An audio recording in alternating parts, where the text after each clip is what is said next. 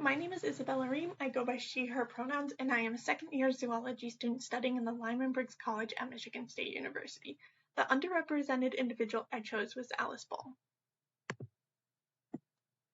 Ball was born July 24th, 1892 in Seattle, Washington. She was born to Laura Ball and James Ball, Jr. Her mother, Laura, was a photographer while her father was a lawyer. During her childhood, her grandfather was diagnosed with severe arthritis, and the family thought moving somewhere with a warmer climate might help ease his pain. They decided on Honolulu, Hawaii, and moved there in 1903. Unfortunately, shortly after they moved, her grandfather passed away. The family then decided it would be best to move back to Seattle in 1904.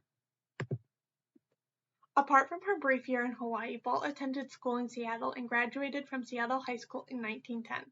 She then went on to the University of Washington to get her pharmaceutical chemistry degree in 1912 and her science of pharmacy degree in 1914. She then decided to move back to Hawaii to attend the University of Hawaii to get her master's in chemistry in 1915 and conduct research as well as teach. Alice Ball started her long list of achievements by graduating top of her class at Seattle High School.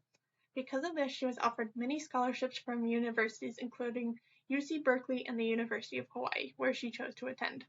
She was not only the first woman, but the first African American to earn a chemistry degree from University of Hawaii. There, she co-authored a research paper in the Journal of the American Chemical Society. She was also the first African American teacher in the University of Hawaii's chemistry department, and for what she is best known for is finding the effective treatment of Hansen's disease, or better known as leprosy. Before Ball started her research, there was no true treatment for leprosy. Doctors would prescribe chalmugra oil from the chalmugra tree.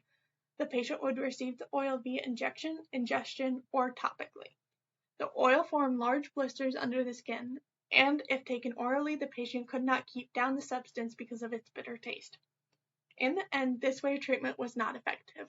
While chalmugra oil is no longer used today, the work Ball did led to the treatment of leprosy with sulfone antibiotics. Ball conducted her master's thesis on the chemical makeup of the kava plant alongside Dr. Harry T. Hallman at the Hawaii Hospital.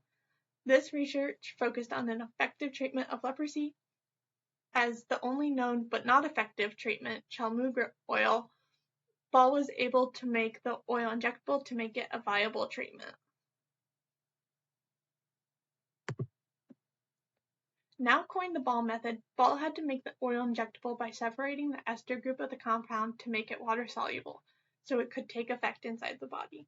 The cyclic fatty acids of the compound are the key component of fighting leprosy. Unfortunately, Ball passed away in 1916 at the young age of 24. No one knows her true cause of death as her birth certificate was altered to tuberculosis, which is interesting because people do know she got sick during an experiment in the University of Hawaii lab and was sent back to Seattle for treatment. Because of this untimely death, she did not have time to share and publish her works. This led to Dr. Arthur Dean, her graduate study advisor, fellow chemist, former dean, and president of the University of Hawaii, to have the chance to steal her work. While he did continue research on the subject, he never gave her credit to the work she did, which allowed him to conduct his research. Through 1920 to 1922, her colleague Hallman tried to give her credit back to Ball, but was unsuccessful. Then in the 1970s, Catherine Takra and Stanley Ali found her research and shared her effort publicly, but it wasn't until the 2000s when Ball was officially recognized for her discovery. This is the reason I chose Alice Ball as my underrepresented person to research. Alice was working in the STEM field centennial before I was even born and was overshadowed and taken advantage of by others in her field, which still happens to women and minorities today, and not just in the STEM field. It is important to me that even though her work was stolen, it was so important to the scientific community that even when she could not personally right the wrong, other people stood up for her so that she could have recognition.